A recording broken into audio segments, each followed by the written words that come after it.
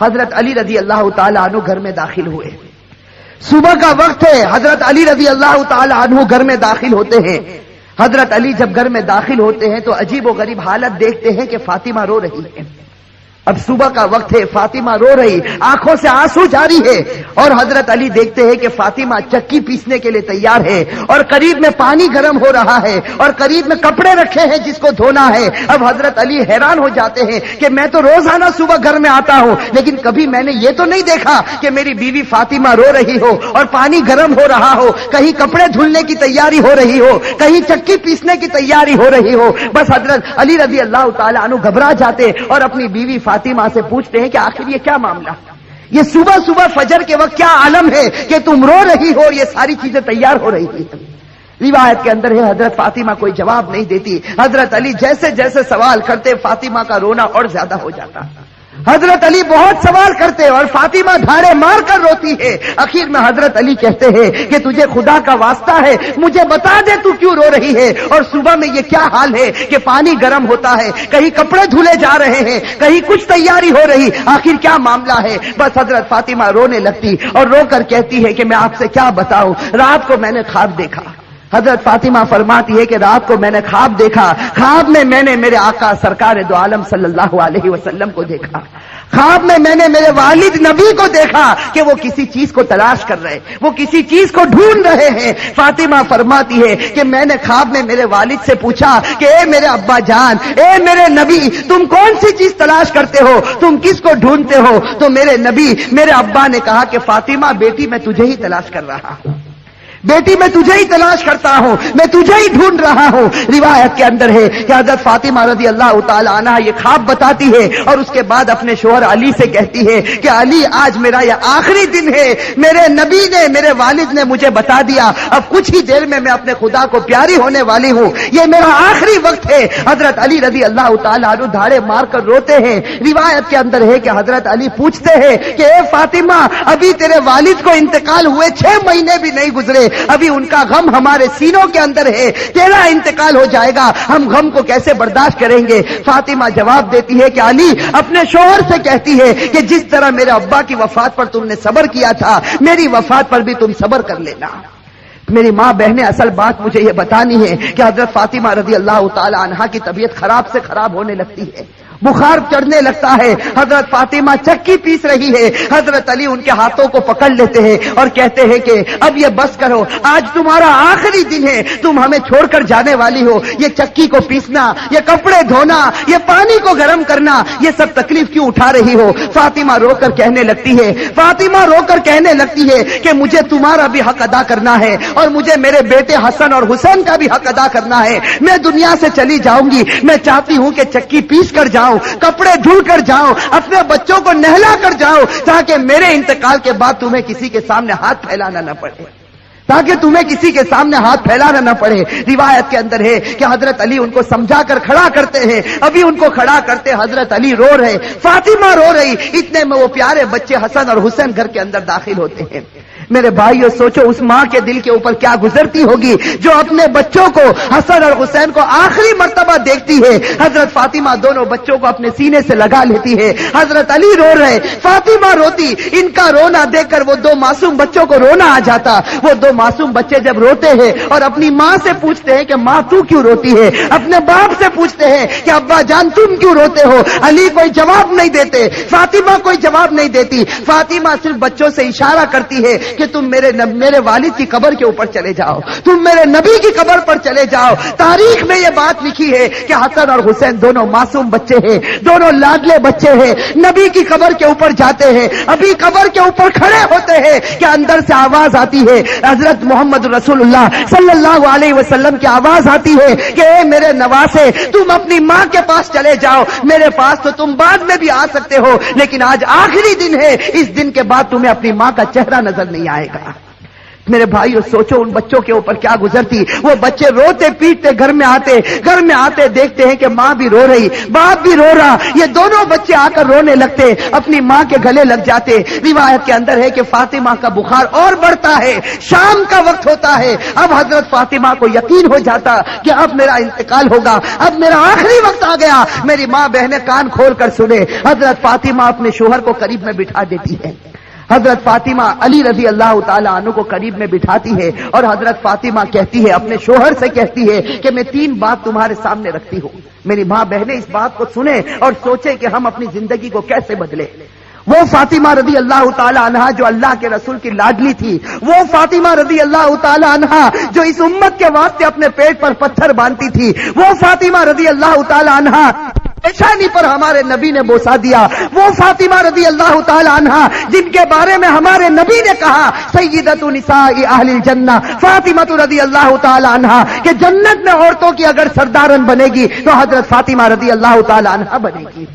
وہ فاطمہ رضی اللہ تعالی عنہا کا آخری وقت ہے, پیشانی کے اوپر پسینہ ہے, اپنے بستر پر لیٹی ہوئی ہے اور بخار بڑے زوروں کے اوپر ہے. اپنے شوہر کو قریب بٹھاتی ہے اور پہلا جملہ کہتی ہے, حضرت علی سے کہتی ہے, ان کے شوہر ہے قریب میں, معصوم بچے بیٹھے رو رہے, کبھی اپنی ماں کا منہ دیکھتے ہیں, کبھی اپنے باپ کا منہ دیکھتے ہیں. حضرت فاطمہ اپنے شوہر سے کہتی ہے کہ علی معلوم نہیں تمہارے نکاح میں آنے کے بعد میری طرف سے تم کو کتنی تکلیف پہنچی ہوگی.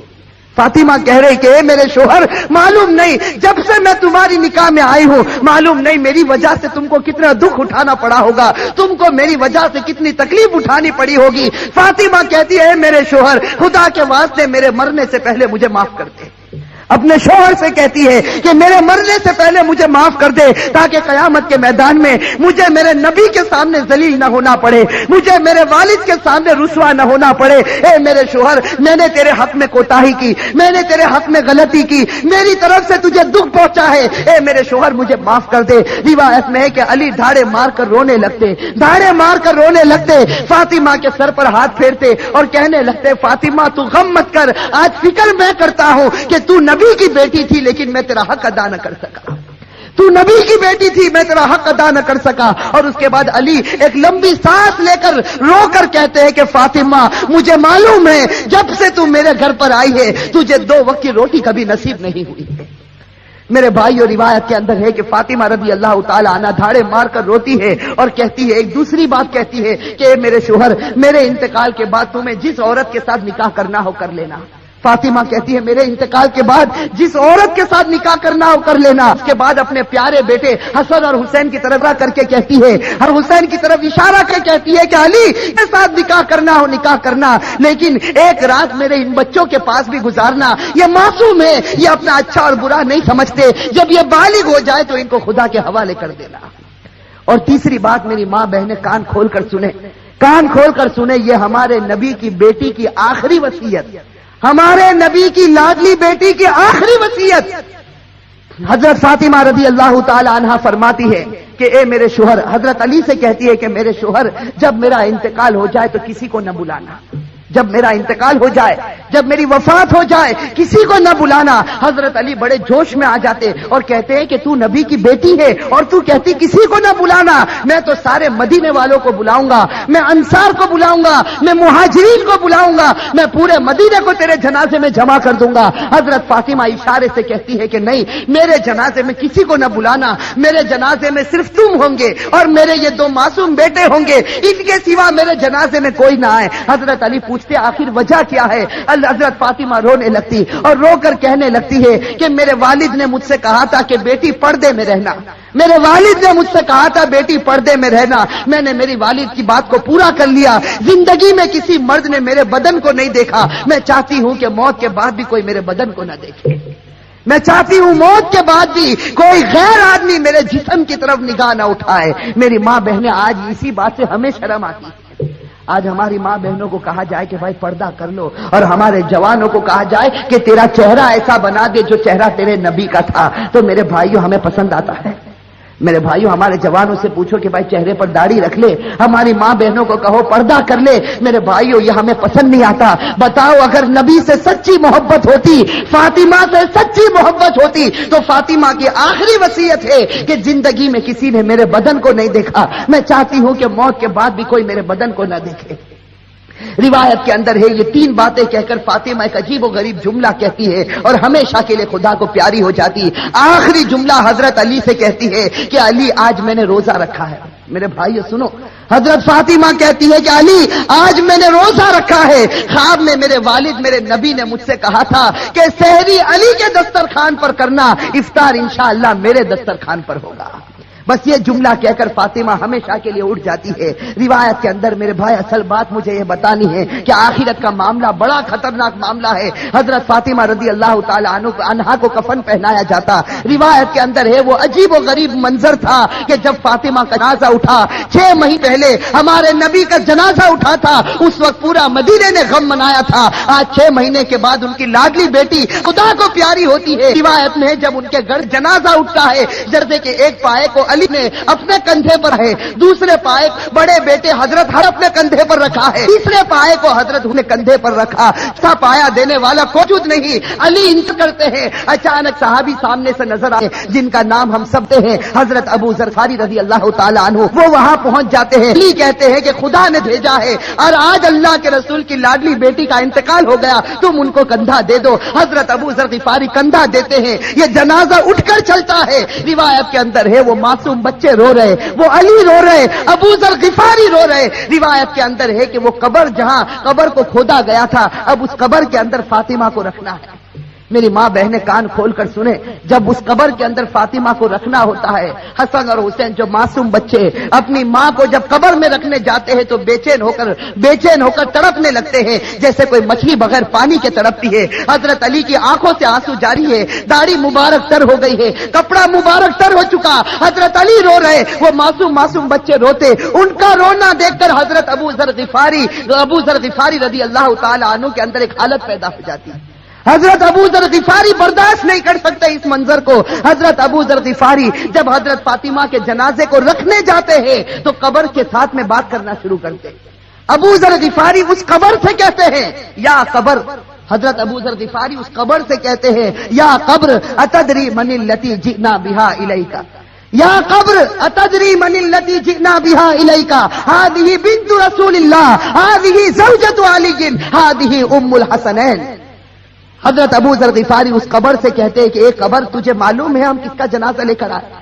اس لیے کہ حضرت ابو ذر غفاری سے برداشت نہیں ہوتا، وہ معصوم بچے روتے ہیں، وہ علی جیسا بہادر آج اپنی آنکھوں سے آنسو بہاتا ہے، تو حضرت ابو ذر غفاری اس قبر سے کہتے ہیں یا قبر، اے قبر تجھے معلوم ہے ہم کس کا جنازہ تیرے اندر رکھتے ہیں؟ یہ اس کا جنازہ ہے جس کو اللہ کے رسول کی بیٹی کہا جاتا، یہ اس کا جنازہ ہے جس کو علی کی بیوی کہا جاتا، یہ اس کا جنازہ ہے جس کو حسن اور حسین کی ماں کہا جاتا۔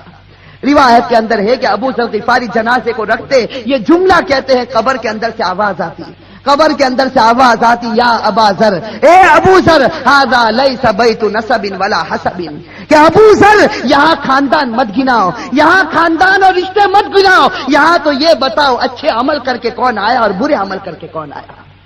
میرے بھائیو، یہ جو جملہ قبر کے اندر سے نکلا تھا یہ فاطمہ کے لیے نہیں نکلا تھا، یہ فاطمہ کے لیے نہیں نکلا تھا۔ حضرت فاطمہ بخشائی خدا کی بندی ہے، ہمارے نبی نے بشارت دی ہے کہ وہ جنتی ہے، لیکن یہ جملہ ہمارے لیے، ہماری ماں بہنوں کے لیے نکلا تھا کہ جب قبر کے سامنے تمہارا جنازہ آ گیا، اب یہ مت بتاؤ تمہارے پاس بنگلہ تھا یا گاڑی تھی، تم کون سے خاندان سے تعلق رکھتے تھے، تم کس زمین پر رہتے تھے، اب خدا کو کوئی پرواہ نہیں، اب تو یہ بتاؤ خدا کے رسول کو مان کر آئے ہو یا نافرمانی کر کے آئے ہو؟ اگر مان کر آئے ہو تو جنت کا باغ ہے، اور میرے بھائیوں نافرمانی کر کے آئے ہو تو اللہ حفاظت فرمائے، وہ جہنم کے گڑھوں میں سے ایک گڑھا ہے۔